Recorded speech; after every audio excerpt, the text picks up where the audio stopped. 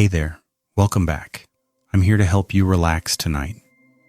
Before we slip into the shadows, like and subscribe to uncover more stories like this. Let me know in the comments, where are you listening from and what time is it there?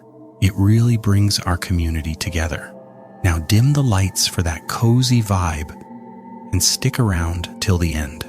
Let's dive into the unknown. I took a job as the night security guard for a decommissioned cruise ship. The pay was insane, the hours were brutal, and each shift came with a different set of rules that I had to follow to the letter. I should have known something was off when they offered me the position on the spot. No background check, no drug test, just a handshake and a starting date. The SS Meridian had been docked at the Portland shipyard for 3 years, waiting to be scrapped. In the meantime, somebody needed to make sure vandals and copper thieves didn't strip her bare. That somebody was me. You'll be working with Marcus for the first week, the hiring manager had said, sliding a thick binder across the desk. He'll show you the ropes. After that, you're on your own. The binder was filled with floor plans, emergency procedures, and most importantly, the rules. A different set for each day of the week. At the time, I'd assumed they were standard security protocols.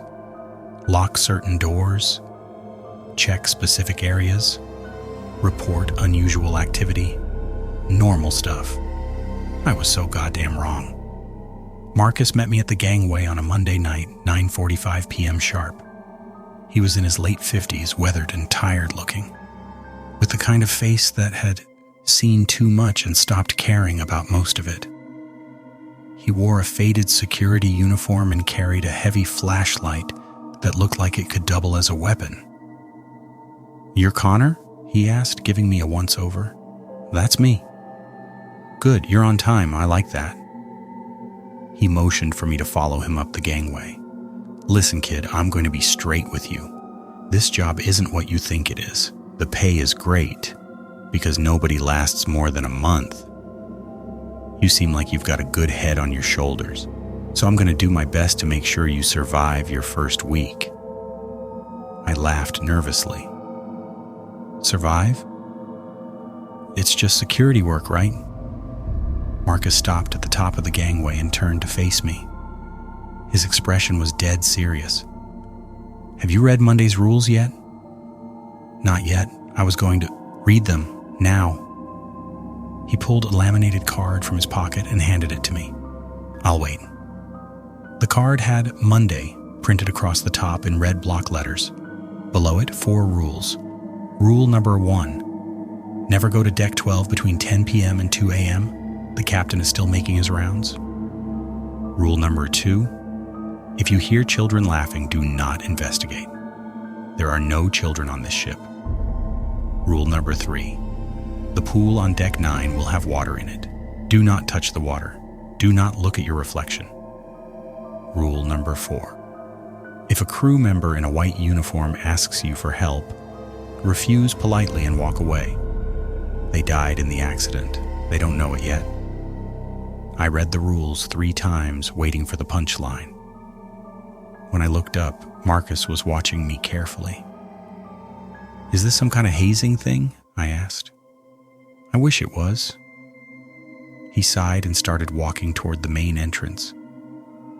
"Come on, I'll show you the security office. We've got about 10 minutes before things start getting weird." I followed him through the grand atrium, my footsteps echoing in the cavernous space. The Meridian had been a luxury liner in her day. Marble floors, crystal chandeliers, sweeping staircases. Now she was a ghost, stripped of most of her furnishings, covered in a thin layer of dust and neglect. Emergency lighting cast everything in a sickly yellow glow. "So what's the deal with these rules?" I asked, trying to keep my voice steady. "Are they like metaphorical? Safety guidelines written in a creepy way?" Marcus snorted. "You'll see for yourself soon enough." Just promise me you'll follow them exactly. Don't try to be a hero. Don't try to investigate. Don't try to help anyone you see on this ship, because anyone you see isn't supposed to be here." He paused. "Well, except me. For now." We reached the security office on deck 4, a small room with a desk, a bank of security monitors, and a mini fridge that hummed loudly in the corner. Marcus pulled out 2 bottles of water and handed me one. "We've got 12 cameras still working. Most of them are in the main corridors and public spaces. The feeds are grainy as hell, but they're better than nothing." He pointed to one of the monitors. "That's deck 12? See that hallway?" I leaned in. The feed was dark and pixelated, but I could make out a long corridor lined with doors. "That's officer country. Captain's quarters, bridge access, senior crew cabins. Between 10 and 2, you'll see him. The captain. He walks the same route every night, checking on his officers. Sometimes he's alone, sometimes he's got his first officer with him." Marcus's voice dropped. "Whatever you do, don't let him see you. If he knows you're here, he'll add you to his crew, permanently." "That's insane." "Yeah? Watch." Marcus checked his watch. 9:58 p.m. He gestured to the monitor showing deck 12.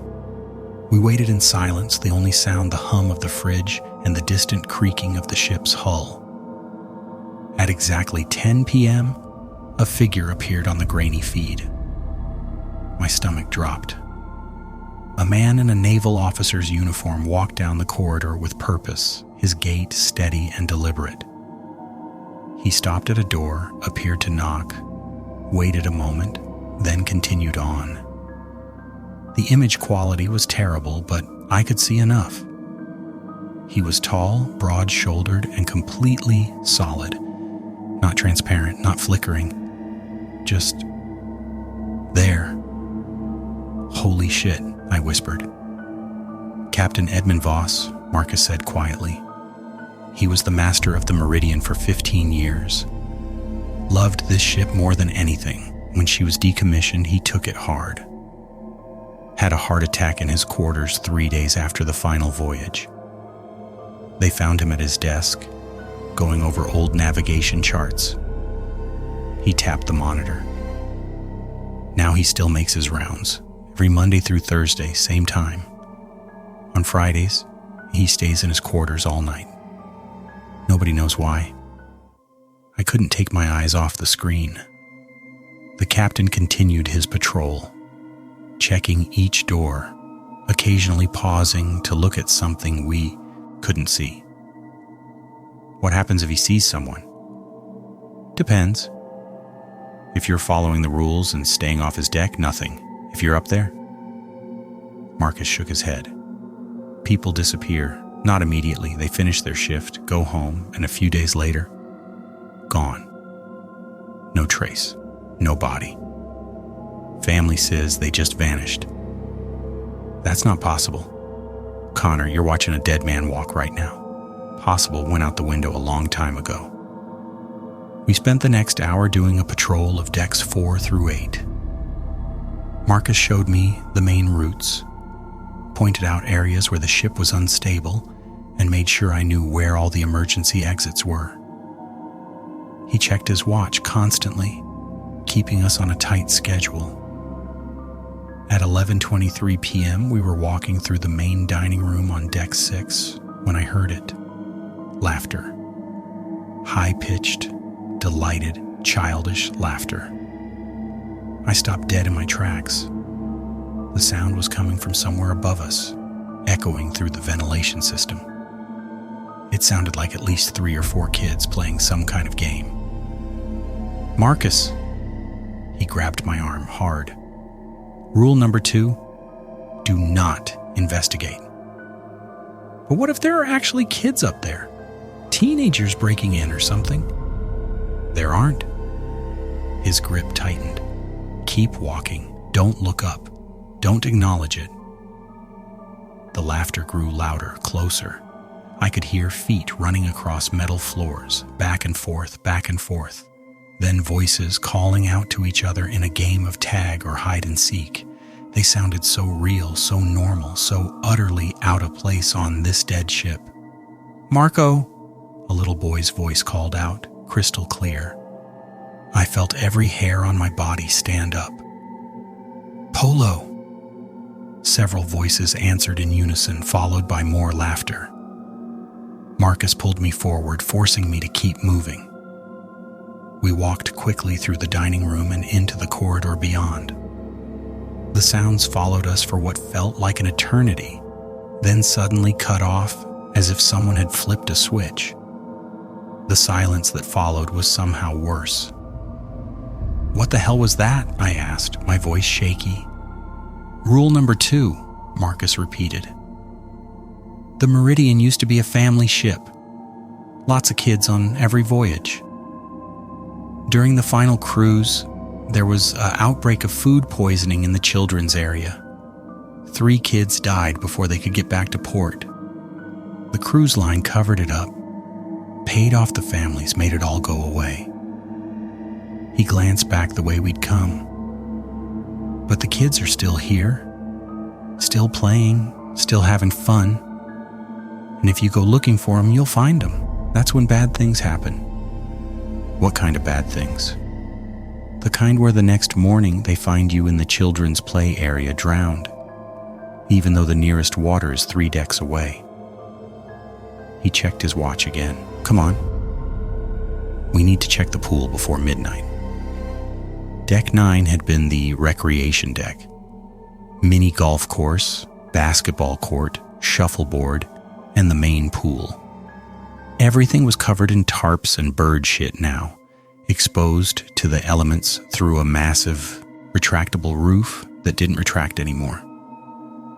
The pool sat in the center of it all, a rectangular void surrounded by deck chairs and empty umbrella stands. It was full of water.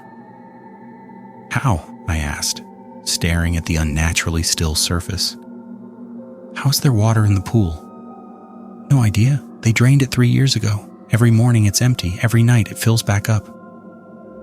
Marcus stayed well back from the edge, and I followed his lead. "Rule number 3, don't touch it. Don't look at your reflection."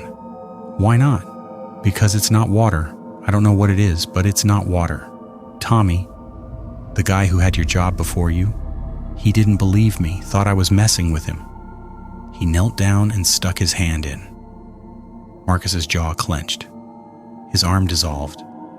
Not melted, dissolved. Like he'd stuck it in Nevada acid, except there was no smoke, no sound, no smell. Just gone. Up to the elbow in 3 seconds flat. I took an involuntary step backward. He lived, thank God. Screamed the whole way to the hospital. They couldn't explain what happened.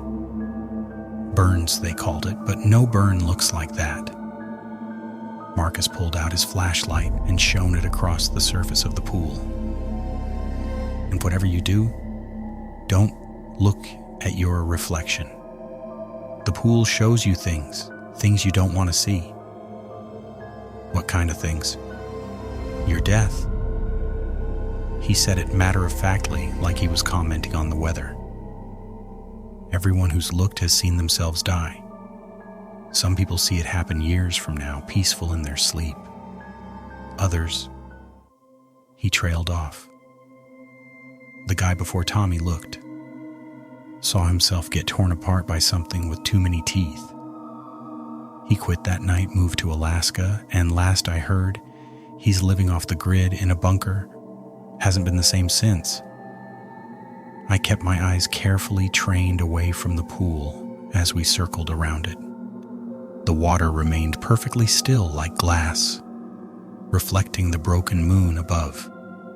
I could feel it calling to me, a strange magnetic pull that whispered just one look. Just see what's waiting, don't you want to know? I didn't want to know. We finished the patrol and headed back to the security office. Marcus checked the monitors again. The captain was still making his rounds on Deck 12 right on schedule. Everything else was quiet. At 12:47 a.m., the fourth rule made itself known. I was refilling my water bottle when I heard footsteps in the corridor outside the office. Marcus stiffened, holding up a hand for silence. The footsteps grew closer, accompanied by a strange, shuffling sound. A knock on the door. 3 firm raps. Marcus and I exchanged a glance. He mouthed, "White uniform?" I crept to the door and looked through the small window. My heart hammered in my chest. A woman in a pristine white uniform stood in the corridor. She looked young, maybe 30, with her dark hair pulled back in a tight bun. Her uniform was spotless, crisp, with gold buttons that caught the emergency lighting. She smiled warmly when she saw me looking. "Excuse me," she called through the door. "I need some help. There's been an accident in the galley."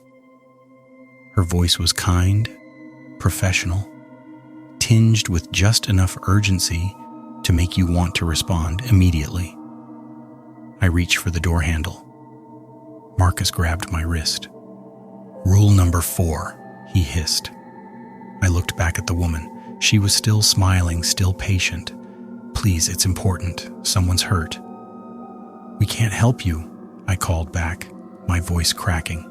"I'm sorry." Her smile faltered. "I don't understand. It's your job to help. There's been an accident." "We can't help you," I repeated louder this time. Marcus pulled me away from the door. "Don't engage, just walk away." "But what if—" "She's dead, Connor. Has been for 3 years." The woman's knocking grew more insistent. "Please, he's bleeding. I need your help." "Ignore her," Marcus said firmly. He turned up the volume on one of the security monitors, drowning out the knocking with static. We sat in tense silence for 5 minutes. The knocking eventually stopped. When I finally worked up the courage to look through the window again, the corridor was empty. "The accident she mentioned," Marcus said quietly. "During decommissioning, they were removing equipment from the galley. A cable snapped. Killed 3 crew members, instantly injured 5 more. The woman at the door, Sophia Chen, she was the assistant cruise director. She spent 40 minutes trying to save one of the injured workers before the EMTs arrived. He died anyway. So she's just stuck? Reliving that night? Something like that. She doesn't know she's dead. None of them do. If you try to help her, if you follow her to the galley, you'll find them. All of them. Still bleeding, still dying over and over again, and they'll pull you in, make you part of the accident, add you to their loop." He rubbed his eyes. "Just refuse. Be polite but firm. They usually leave after a few minutes." The rest of the Monday shift passed without incident. We did 2 more patrols, avoided Deck 12, ignored some more distant children's laughter, and gave the pool a wide berth. At 6 a.m., Marcus and I stood at the gangway, watching the sun rise over the shipyard. "You did good tonight," he said, clapping me on the shoulder. "A lot of newbies panic during their first shift. You kept your cool." I'm not sure cool is the word I'd use. I looked back at the Meridian, her massive hull casting a long shadow in the early morning light. "Does it get worse?" Marcus pulled out his keys. "Tuesday through Thursday are manageable if you follow the rules. Friday." He hesitated. "Friday is bad. We'll deal with that when we get there. For now, go home, get some sleep. Try not to think about it too much." "Marcus, what happened here? Really, why is this ship so fucked up?" He was quiet for a long moment. "Ships are like living things, Connor. They have souls. The Meridian was loved for a long time by her crew, by her passengers, by the captain. But when they decommissioned her, when they abandoned her here to rot, it broke something. All that love turned sour. All those memories got twisted. Now she's angry, lonely, and she wants her crew back. He started walking toward the parking lot. Don't let her make you part of that crew. I watched him go, then turned back to the ship. For just a second, I could have sworn I saw a figure standing at one of the windows on deck 12. Captain Voss, watching me. I barely slept that day. Every time I closed my eyes, I heard those children laughing. I kept thinking about the woman in the white uniform, desperately trying to save someone who was already dead, trapped in an endless loop of trauma and failure. But I also thought about my bank account, about the eviction notice I'd gotten last month, about the fact that I couldn't afford to be picky about jobs. 3 years ago, I'd made a mistake that cost me everything. I'd been driving home from a party too drunk to be behind the wheel, and I'd run a red light. The other driver, a teacher named Amanda Reyes, had been taken to the hospital with critical injuries. She'd survived, thankfully, but her life was forever changed. Chronic pain, surgeries, lost her job because she couldn't stand for more than an hour at a time. I'd done 6 months in county, lost my decent job, and spent the last 3 years working whatever gigs I could find while sending most of my paycheck to Amanda as restitution. It wasn't enough. It would never be enough. But I had to try. This security job, crazy as it was, paid 3 times what I'd been making. A few months here, and I could finally catch up on what I owed. Maybe even start to forgive myself. So when Tuesday night rolled around, I showed up at the gangway at 9:45 p.m., ready for whatever fresh hell the Meridian had in store. Marcus handed me Tuesday's rule card without preamble. Rule number 1. The theater on deck 5 will have a performance tonight. You may watch from the back, but do not take a seat. Do not applaud. Do not leave until the performance is over. Rule number 2. If you see a crew member with a covered face, do not ask them to remove the covering. Do not try to see what's underneath. Rule number 3. At 1:15 a.m., you will hear an announcement over the PA system. Follow the instructions exactly, no matter what they say. Rule number 4. The engine room is off limits tonight. If you hear knocking from below deck 1, ignore it. Tuesday's tricky, Marcus said as we climbed the gangway. These rules are time sensitive. Miss your window in the theater and things get complicated. Complicated how? Let's just say the performers don't like being ignored. We made our way to the theater by 10:15 p.m. It was located on deck 5, a grand space that had once seated 800 people. Most of the seats had been removed during decommissioning, leaving rows of bolted down frames and torn upholstery. The stage was intact, though, a wide proscenium with moth-eaten curtains and defunct lighting rigs. As we approached, I could hear music. Old-fashioned big band music, scratchy and distant, like it was being played through a gramophone. It's starting, Marcus said. He positioned himself at the very back of the theater, leaning against the wall. I joined him. The curtains parted. On stage, figures moved in the dim light. They wore costumes from another era, 1940s, maybe 1950s, all glitz and glamour and sequined dresses.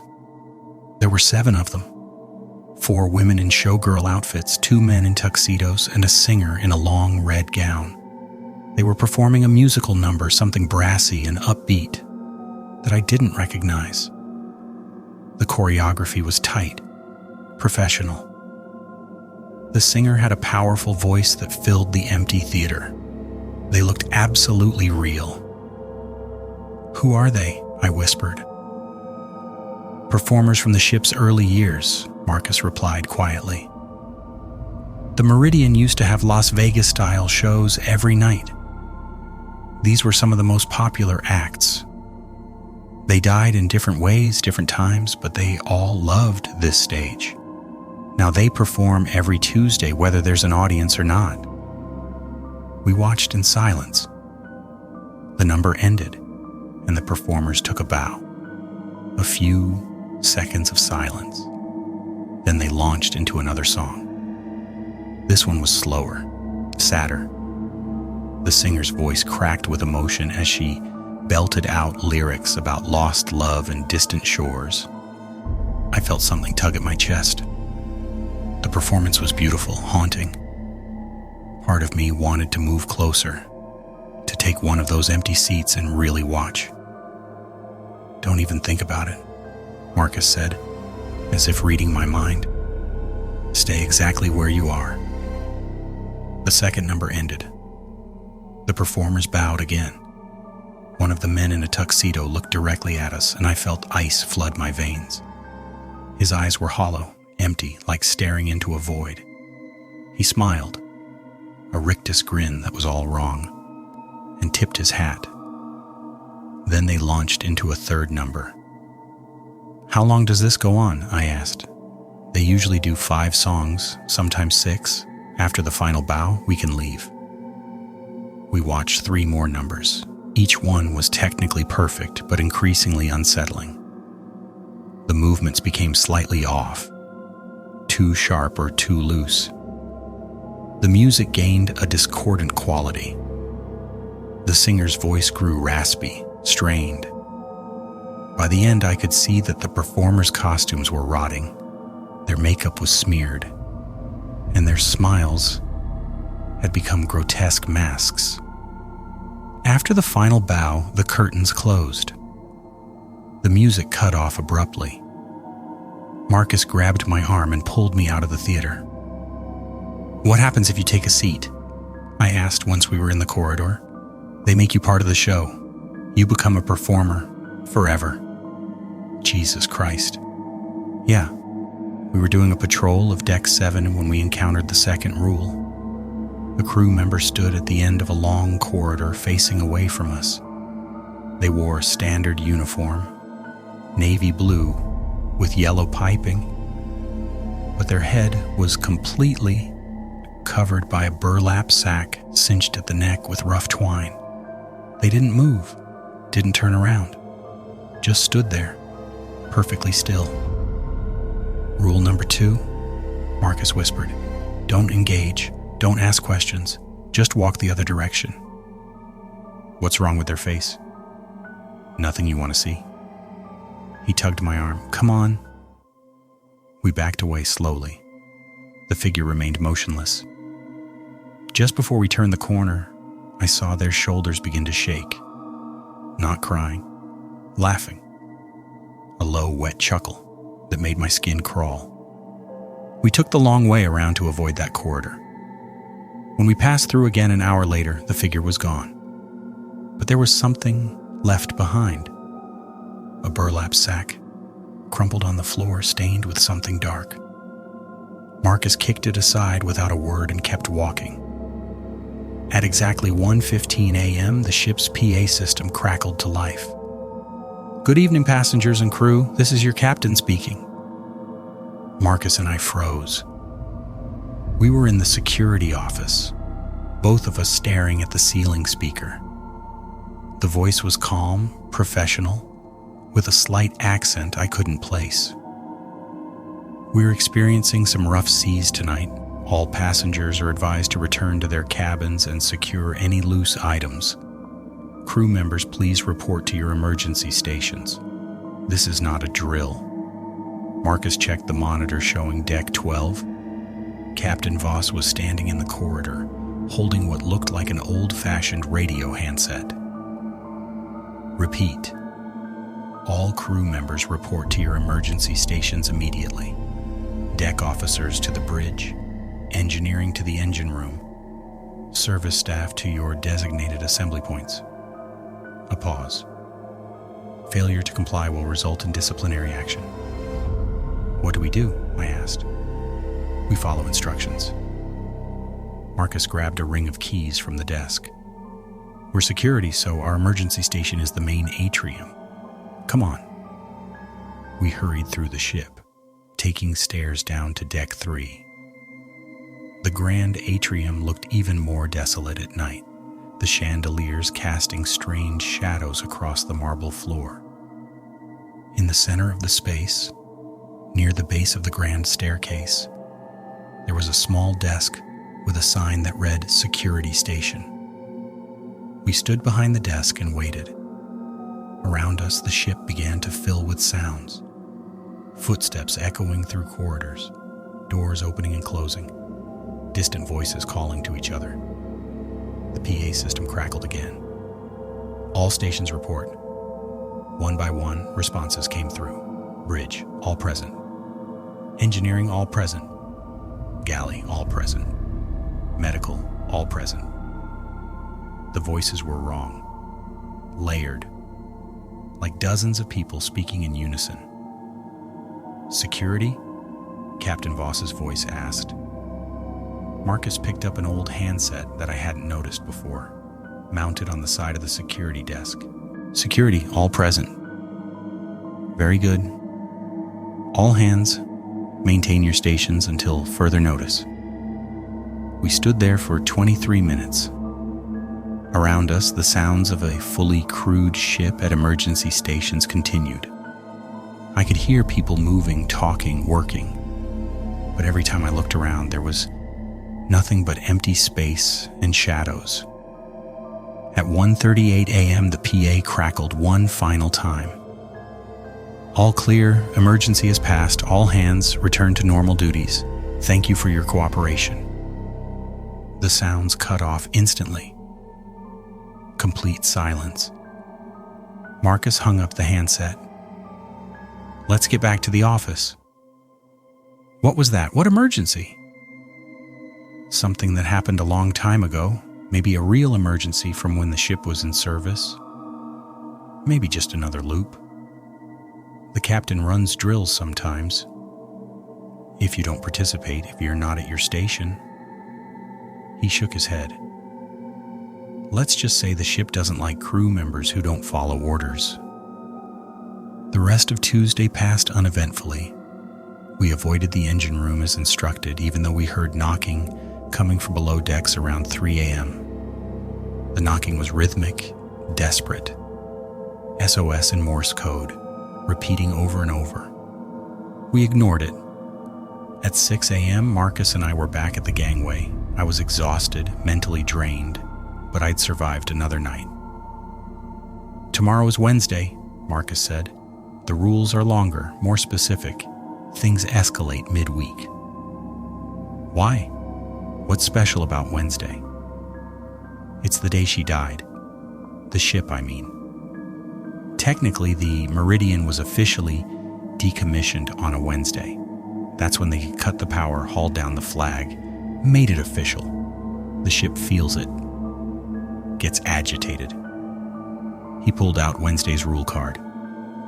"Read this tonight before you come in. Be prepared." He handed me the card and left. I looked down at it. 8 rules. Wednesday had 8 rules. I was beginning to understand why nobody lasted more than a month. Wednesday. Rule number 1. Do not use the elevators. The elevator on Deck 8 is occupied. Rule number 2. Between 11 p.m. and midnight, remain in the security office. The passenger will be searching. Do not let him find you. Rule number 3. If you see yourself walking the ship, do not make eye contact. Do not speak to yourself. Let them pass. Rule number 4. The medical bay on Deck 3 will have a patient. Do not attempt treatment. Do not attempt to comfort them. Check that they are still restrained, then leave immediately. Rule number 5. At 2 a.m. you must perform a head count on Deck 6. Count every figure you see. Report the number to Captain Voss via radio. Do not count yourself. Rule number 6. If it rains inside the ship, open all the interior doors you can find. The ship is crying. She needs to drain. Rule number 7. Do not enter any cabin with a do not disturb sign. Knock 3 times, apologize for the intrusion, and move on. Rule number 8. Before you leave in the morning, visit the bridge. Leave a small offering. It doesn't have to be much.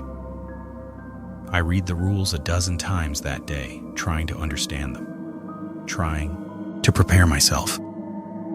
Trying to convince myself that I could do this for one more night. Wednesday night, 9:45 p.m. I met Marcus at the gangway. He looked worse than usual, dark circles under his eyes, hands trembling slightly as he handed me a coffee. "You okay?" I asked. "Fine, just didn't sleep well." He took a long sip of his own coffee. "Wednesday always messes with me. Let's go over the rules." We went through each one carefully. Marcus explained that the elevator situation had started about 6 months ago.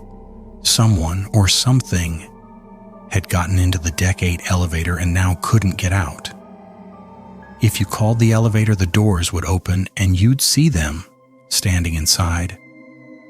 Marcus had never gotten a good look because he followed rule number 1 religiously. But he'd heard them, crying, begging to be let out. "Just take the stairs," he said. "It's not worth it." Rule number 2 was more concerning. The passenger, Marcus said it with a capital P, was something different from the other ghosts. More aware, more dangerous. He actively hunted for living people on Wednesday nights, and if he found you, let's just say you don't want to be found. Marcus finished grimly. Rules number 3 and number 4 were self-explanatory, if deeply disturbing. Rule number 5 made no sense to me. Why do we have to count people and report it to the captain? Honestly, I don't know. But I've done it every Wednesday for 2 years and nothing bad has happened yet. I've learned not to question the rules. Rule number 6 had only happened once during Marcus's time on the ship. It was surreal. Water just dripping from the ceiling, running down the walls. Not from any pipes or leaks, just appearing. I opened every door I could find and eventually it stopped. He shrugged. Ships aren't supposed to cry, but here we are. Rule number 7 was about respecting privacy. Some of the passengers from the Meridian's final voyages are still in their cabins, still on vacation. They don't know any time has passed. If you disturb them, they get upset. And rule number 8, the ship appreciates gestures, Marcus said quietly. Offerings. It helps keep her calm. I usually leave some coins or a small trinket on the captain's chair on the bridge. Just something to show respect. Our patrol started normally enough. We avoided the elevators, taking the stairs between decks. Around 10:30 p.m., we were passing through a corridor on Deck 7 when I saw someone ahead of us. It took me a moment to process what I was seeing. It was me. Same height, same build, wearing the same security uniform. The figure walked with his back to us, moving at a steady pace. "Don't," Marcus hissed, pulling me to a stop. Rule number 3. I watched myself turn a corner and disappear. My heart was hammering so hard I thought it might crack a rib. What the hell was that? Your echo. The ship makes copies sometimes, echoes of people who work here. They walk routes, patrol, do their jobs. They're harmless as long as you don't interact with them. Where do they go? No idea, they just vanish eventually. He checked his watch. 10:47, we need to get back to the office. The passenger will be out soon. We made it to the security office with minutes to spare. Marcus locked the door, killed most of the lights, and pulled down the blind on the small window. We sat in the dim glow of the security monitors waiting. At 11 p.m. exactly, I heard footsteps in the corridor. Slow, deliberate. The sound of dress shoes on metal flooring. "Stay quiet," Marcus whispered. "Don't move." The footsteps grew closer. They paused outside our door. I held my breath. A knock. 3 slow, measured raps, silence, another knock. More insistent this time. "Security?" a voice called. It was male, middle-aged, with a strange quality that made it sound like it was coming from underwater. "I need assistance. I can't find my cabin." I glanced at Marcus. He shook his head firmly, finger to his lips. "Hello? Is anyone there? I really need help. I've been walking for hours. I'm lost." The voice cracked with genuine distress. "Please, I just want to go home." My hand twitched toward the door handle. Every instinct screamed at me to help this person. But Marcus grabbed my wrist, squeezed hard, and shook his head again. The doorknob rattled. "I know you're in there. I can hear you breathing. Why won't you help me?" The voice changed, grew deeper, angrier. "You're supposed to help passengers. It's your job. Open this door." The pounding started, violent, rhythmic, like someone using both fists. The door shook in its frame. "Let me in, let me in, let me in." This went on for 5 minutes, 10, 15. The pounding never stopped, never slowed. I could see the door starting to buckle. Then, at exactly midnight, it stopped. Complete silence. Marcus waited a full minute before creeping to the window and lifting the blind slightly. He peered out, then exhaled slowly. "He's gone." Jesus Christ. My hands were shaking. What would have happened if we'd opened the door? He would have come in, sat down, made himself comfortable, and he'd never leave. You'd be stuck here with him, forever. He's lonely. He just wants company. Marcus sat back down. They found the last person who opened the door sitting in this office, completely catatonic. Eyes open, not responding to anything, had to carry him out. He's been in a psychiatric facility ever since. I ran my hands through my hair. "I can't do this. This is too much." "You can, you will, because you need this job." Marcus fixed me with a hard stare. "I don't know what you're running from, Connor. Everyone who takes this job is running from something. But if you quit now, if you go back to whatever mess you left behind, you'll regret it. Trust me." He was right. I hated that he was right.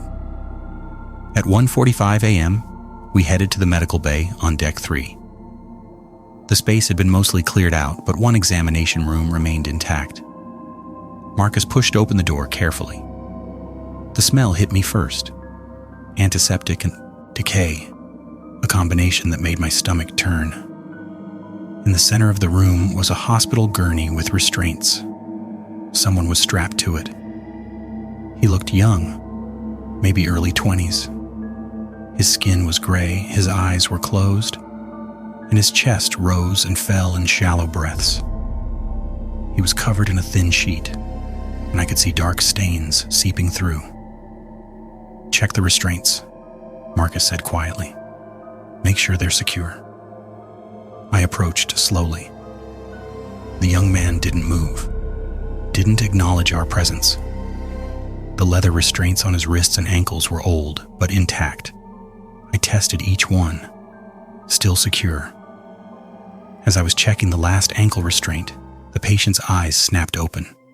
They were clouded, milky white. He looked directly at me. "Help!" he rasped. "It hurts. Please help me, Sigurds." I jerked back. "Leaving," Marcus said firmly, pulling me toward the door. "Now. Please don't go. Don't leave me here. I don't want to die alone."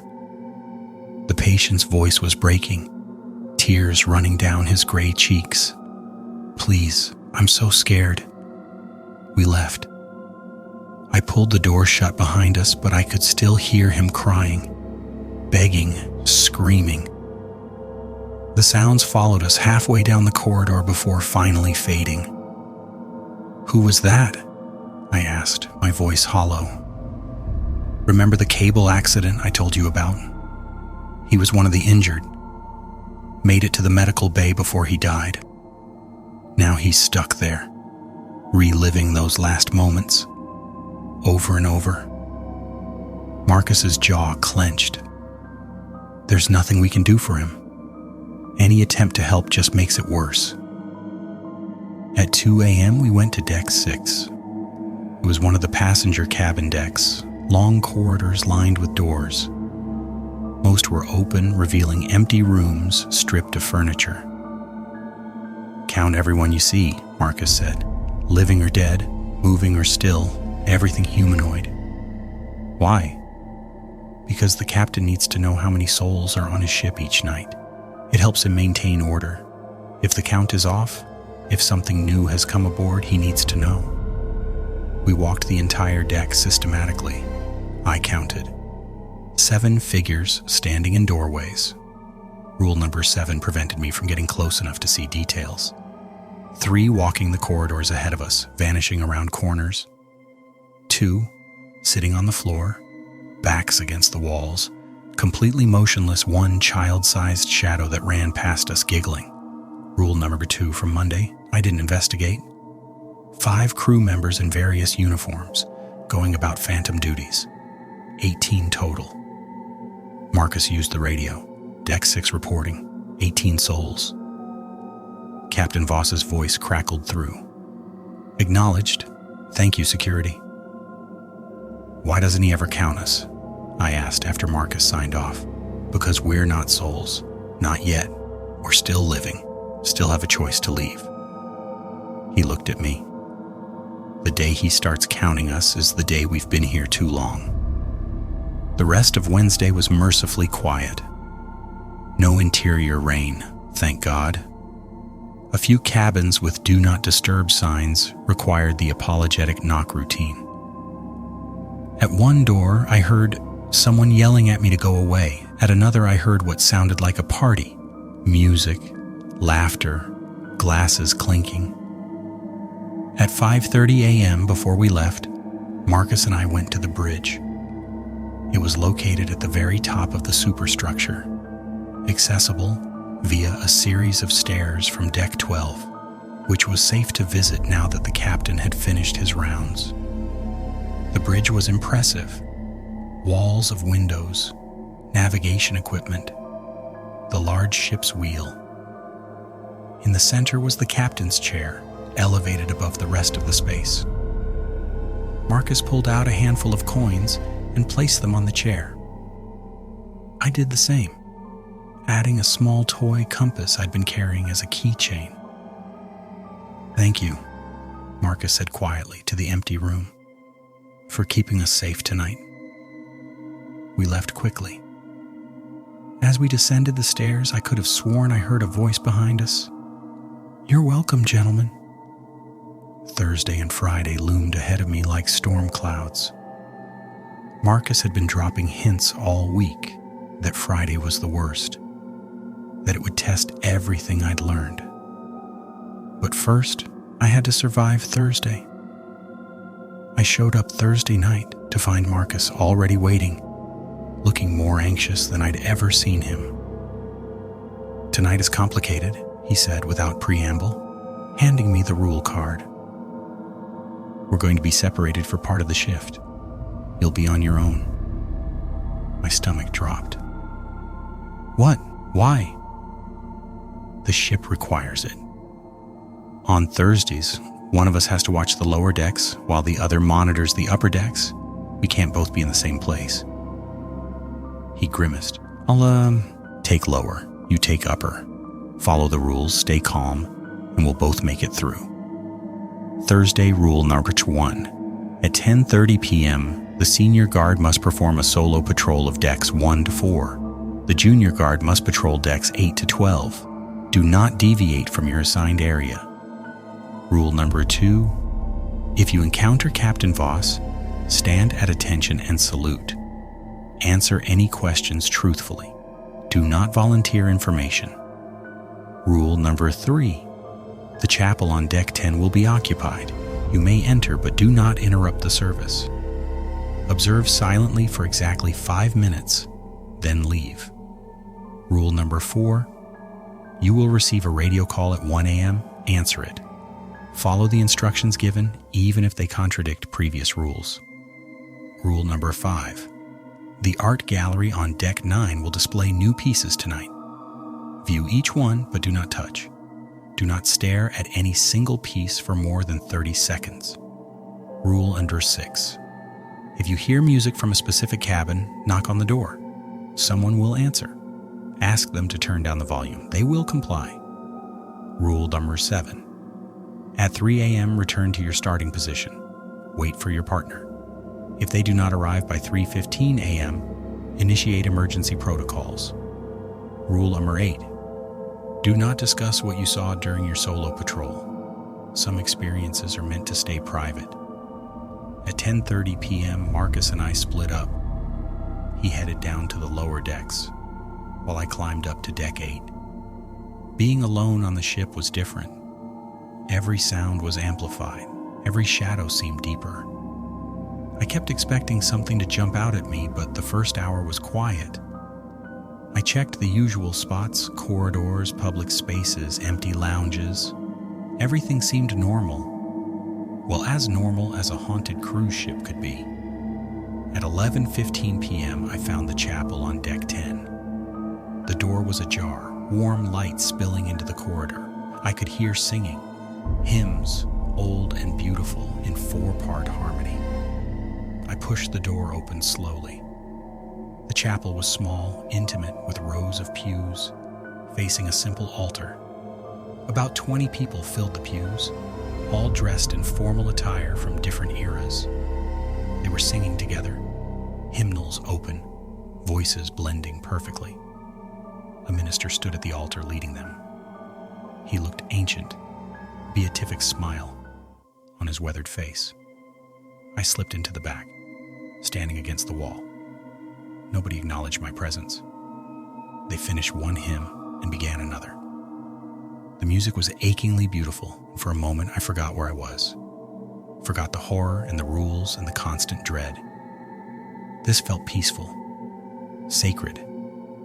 I stayed for exactly 5 minutes, counting silently in my head. Then I slipped back out. The singing continued behind me, growing fainter as I walked away. At 12:30 a.m., I found the art gallery on Deck 9. The space had been a showcase for maritime art during the Meridian's heyday. Now it was empty except for paintings hung on the walls, paintings that hadn't been there on previous nights.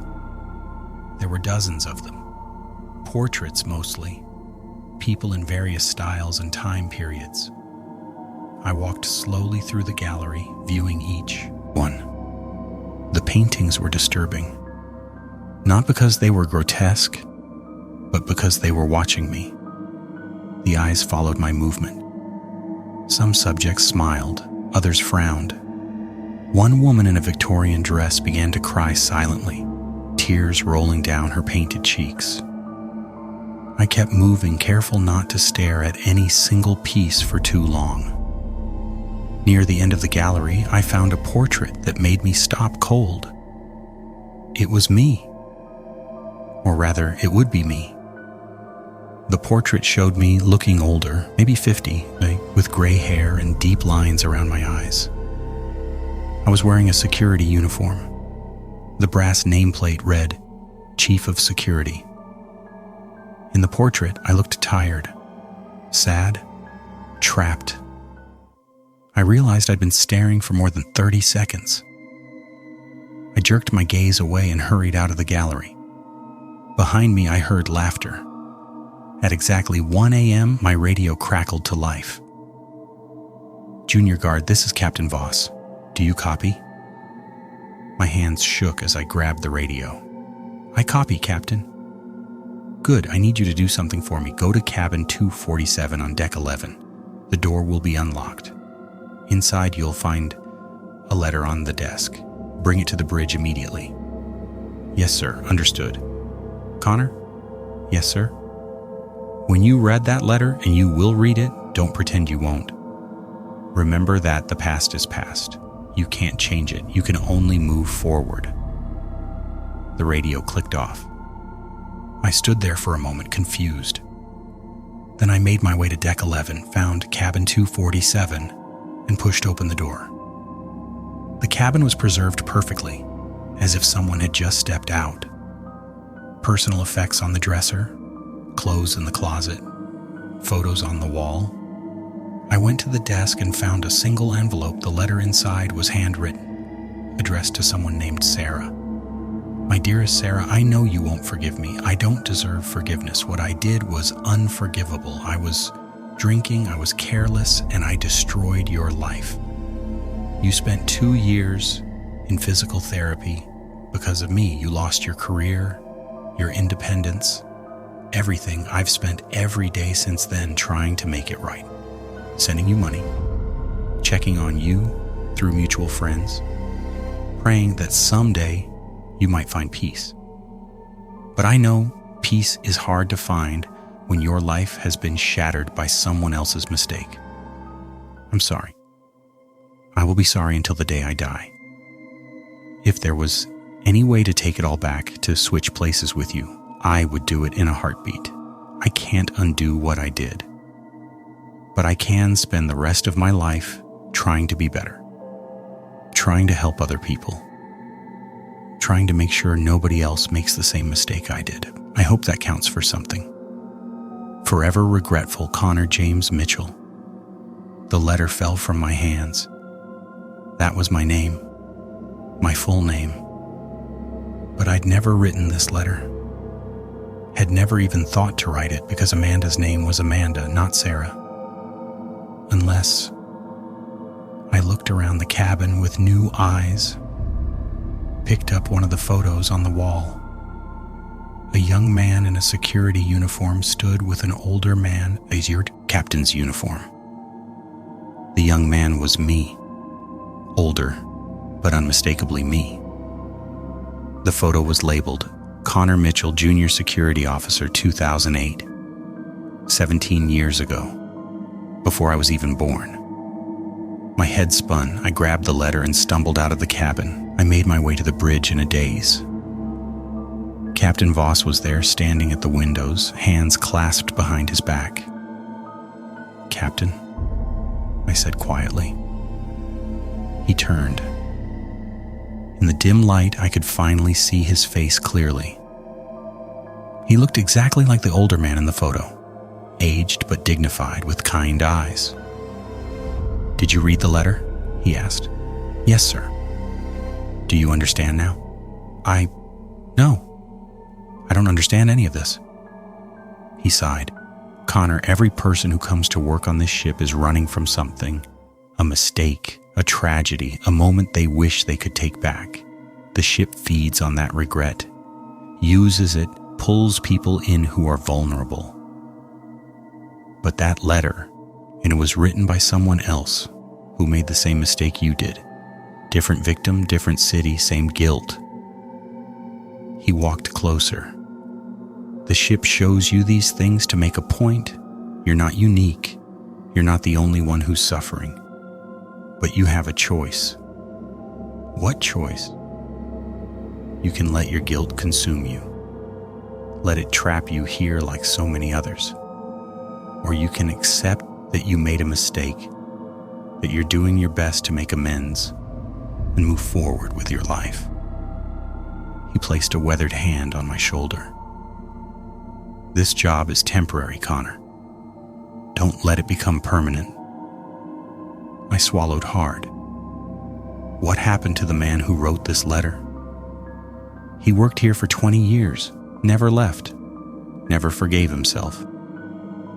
Eventually, he became part of the crew. Captain Voss gestured around us.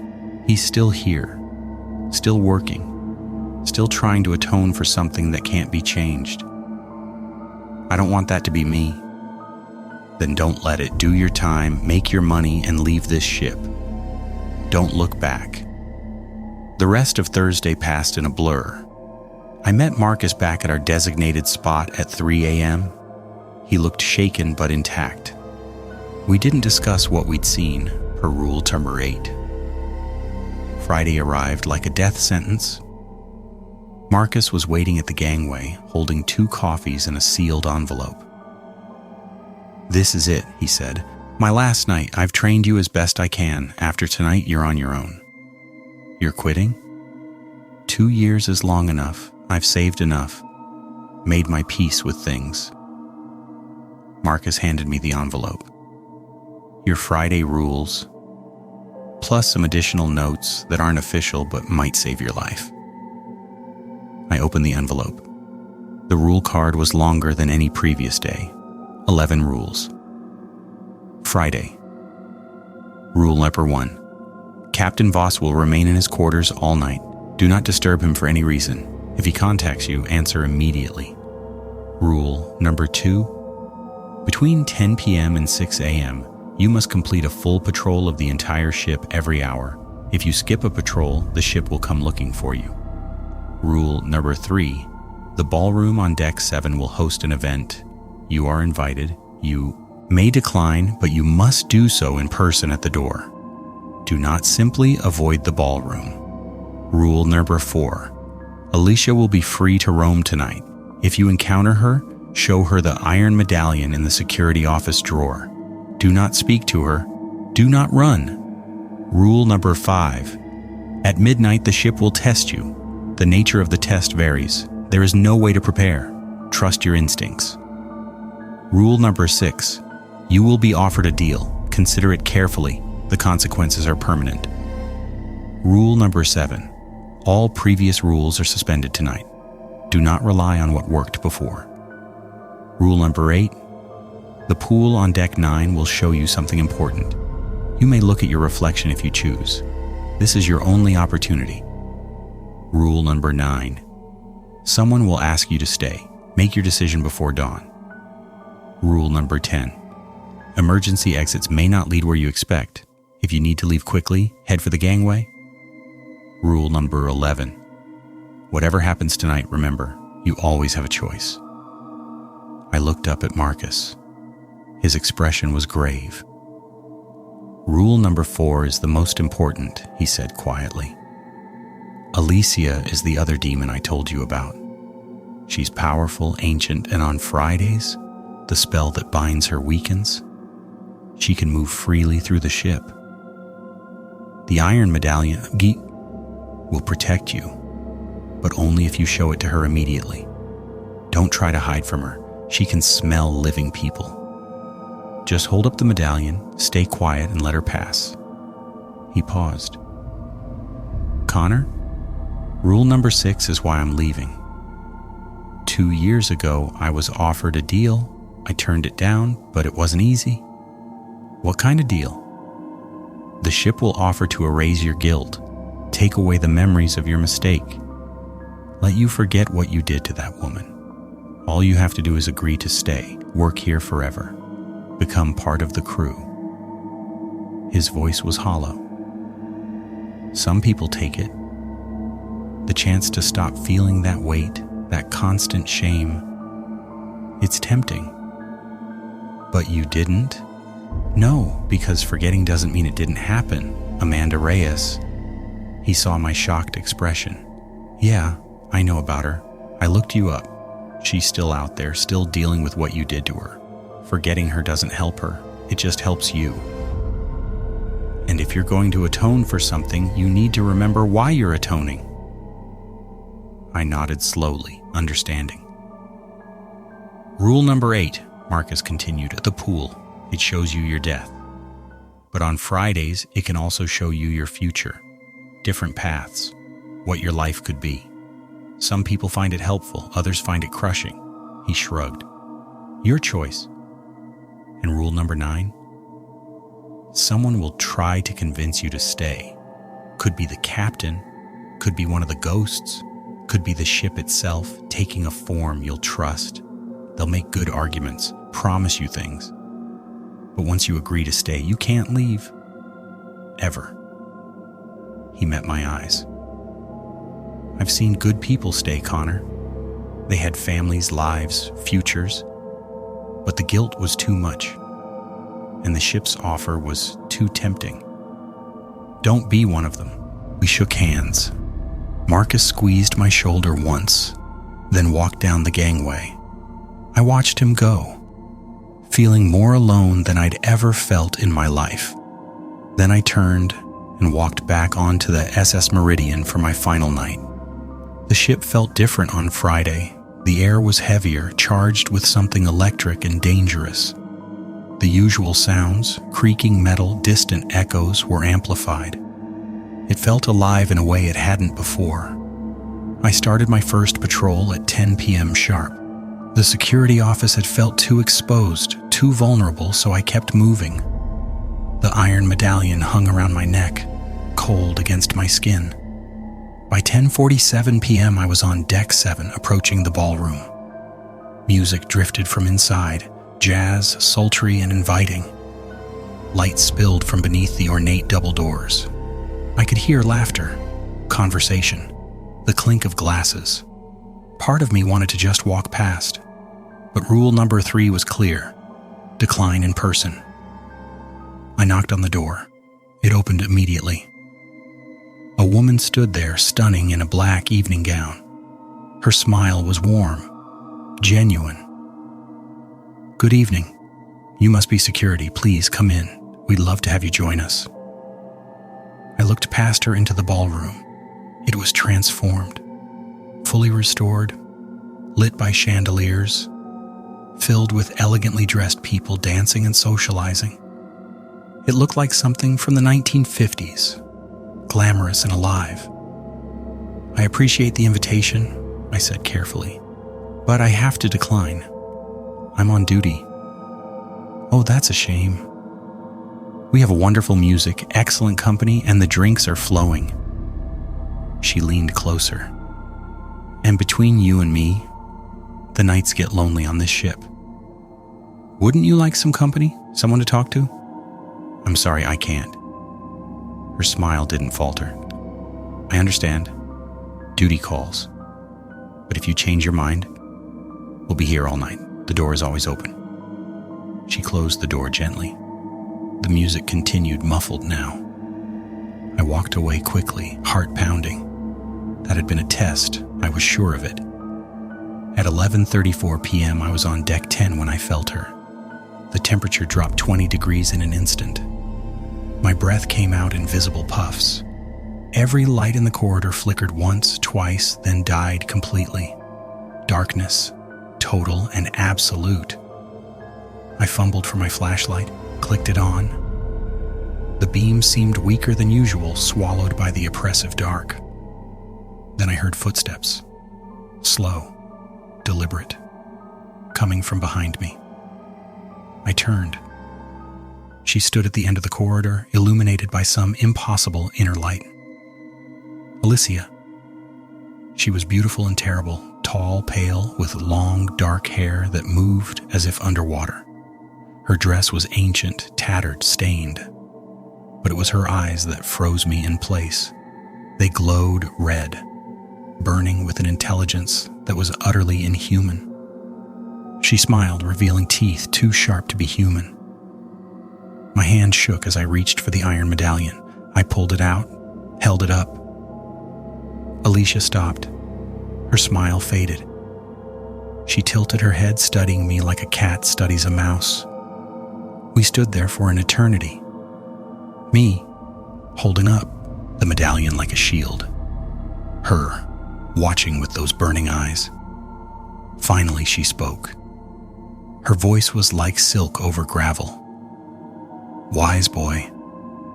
Then she walked past me so close I could feel the cold radiating off her body. She continued down the corridor and vanished around a corner. The lights flickered back on. The temperature returned to normal. I collapsed against the wall, gasping. At exactly midnight, the ship's PA system crackled to life. But it wasn't Captain Voss's voice. It was a woman's voice, soft and sad. "Connor Mitchell, please come to the pool on Deck 9. It's time." I knew I could ignore it. Rule number 5 said the test would come, but it didn't say I had to seek it out. But something pulled me forward. Curiosity or fate, or maybe just the knowledge that I couldn't hide from this forever. I made my way to Deck 9. The pool was waiting, full of that impossible water. But tonight, the surface wasn't still. It rippled gently as if stirred by an invisible breeze. I approached slowly, stopping at the edge. "You can look," the woman's voice said, coming from everywhere and nowhere. "Rule number 8. This is your chance to see." "See what?" I asked the empty air. "Your futures, all of them, every choice, every path, what you could be." I knelt at the edge of the pool, careful not to touch the water. I looked down. My reflection stared back at me. But as I watched, it began to change. Vision 1. I saw myself older, successful, nice apartment, good job, clean cut and confident, but I was alone. No partner, no friends visible in the scene. I was comfortable but isolated, having pushed everyone away because I couldn't forgive myself. I saw myself drinking alone in that nice apartment, staring at my phone, debating whether to call someone, anyone, but never following through. A comfortable, lonely death waiting somewhere down the line. Vision 2. I saw myself still working on the Meridian. Years had passed. I wore a senior officer's uniform. The ship was still abandoned, still haunted, but I was part of it now. I looked content in a hollow way, having found purpose in protecting others from the ship's horrors. But in this vision, I had no life outside these metal walls. No growth, no change. Just endless repetition of the same patrols, the same rules, the same regrets. Vision 3. I saw myself free from the ship, different city, different job. I was working as a counselor, helping people with substance abuse and addiction. In this vision, I looked tired but genuinely happy. There were people around me, friends, maybe a partner. I saw myself visiting Amanda Reyes, not as a debtor, but as someone who had genuinely changed. She wasn't my friend in this vision, but she had forgiven me. More importantly, I had forgiven myself, while still carrying the memory, the lesson, the responsibility. Vision 4. I saw myself dead, not old, not peaceful. I was lying on the deck of the ship, eyes open, expression frozen in terror. This death was soon, maybe tonight. A choice made wrong, a rule broken, a moment of weakness. The visions faded. My regular reflection returned, pale and shaken. "Which future do you want?" the voice asked. "The third one," I whispered. "But how?" "You already know how. Make the right choice. When the offer comes, refuse. Walk away from the ship and don't come back. Let yourself heal." "Who are you?" "I'm what this ship used to be, before the anger, before the abandonment. I'm the memory of joy, of adventure, of love. I'm the good that's buried under all the pain." The voice grew softer. "I can't save everyone, Connor, but maybe I can save you, if you let me." "Thank you," I said. "Thank yourself. You're the one who has to walk away." I continued my patrols, but my mind was elsewhere. I kept thinking about those visions, about the choice coming. At 2:13 a.m., I found him waiting in the security office. Captain Voss sat in my chair, hands folded on the desk. He looked up as I entered. "Connor, please sit." I sat in the visitor's chair, feeling like a student called to the principal's office. "You've done well this week," the captain said. "Better than most. You're careful, respectful, and you follow the rules. The ship appreciates that." "Thank you, sir. I'd like to make you an offer." He leaned forward. "Stay, work here permanently. I'll make you assistant chief of security. Good pay, better than what you're making now. And I can give you something else, something valuable." "What's that?" "Peace. I can take away the memory of Amanda Reyes, the accident, the guilt, all of it. You'll still know you made a mistake once, but it won't hurt anymore. You'll be free. His expression was kind, almost fatherly. "You've suffered enough, son. You've paid your dues. Let me give you relief." It was tempting. God, it was so tempting. To stop feeling the weight every morning when I woke up. To stop seeing Amanda's face every time I closed my eyes. But then I thought about what Marcus had said, about what the pool had shown me. "With respect, Captain, I can't accept." His expression didn't change. "Why not?" "Because forgetting doesn't fix what I broke. Amanda still has to live with the consequences of my actions.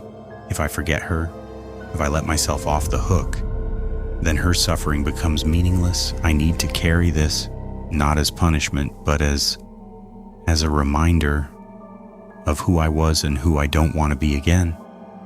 Captain Voss was quiet for a long moment. Then he smiled, a genuine, warm smile that made him look younger.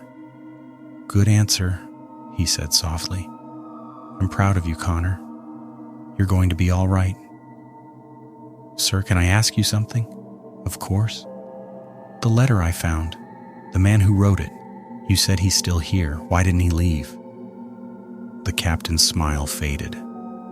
"Because when I made him the offer, he accepted. He let me take away his memories. And without the guilt, without the drive to atone, he had no reason to leave. He became comfortable here, complacent. By the time he realized what he'd traded, it was too late. He stood.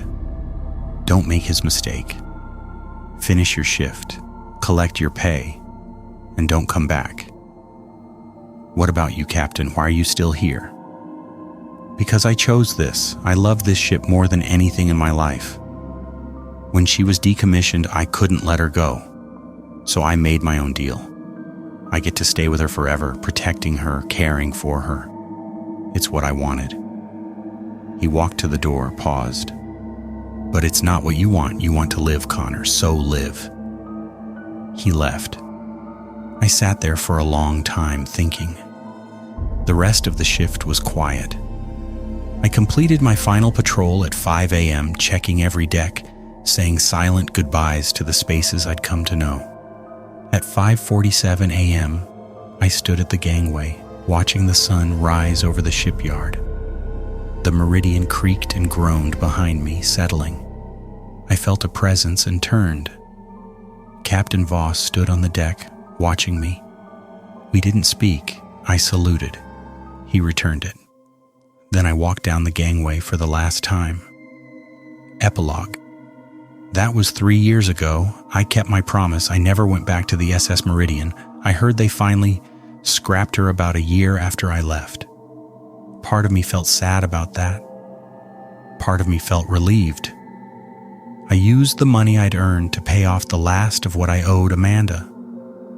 Then I went back to school, got my counseling certification, and started working at a rehabilitation center in Seattle. It's hard work. The pay isn't great, but it matters. Last month I got a letter. It was from Amanda Reyes. She said she'd heard about what I was doing helping people who struggled with addiction and poor choices. She said she was glad I'd found purpose. She said she forgave me, truly forgave me, and hoped I could forgive myself. I cried when I read that letter. Not because I suddenly felt absolved, but because I realized I was already on that path. The guilt was still there, would probably always be there, but it had transformed into something else, something productive. I think about the Meridian sometimes, about Marcus, Captain Voss, all the souls trapped in their loops of pain and regret. I hope they found peace eventually. I hope the ship did too. As for me, I'm still learning to live with what I did, still working to be better, still moving forward. The pool showed me 4 futures, and I chose the hardest one, the one that required growth and change and constant effort. But it was also the only one where I was truly alive. And that, I think, makes all the difference. Here's the wrap for now until we meet again. If this tale kept you on edge, like and share it with a friend who dares to listen and subscribe for more eerie nights like this one. Thanks for unwinding with me. Sleep tight if you can.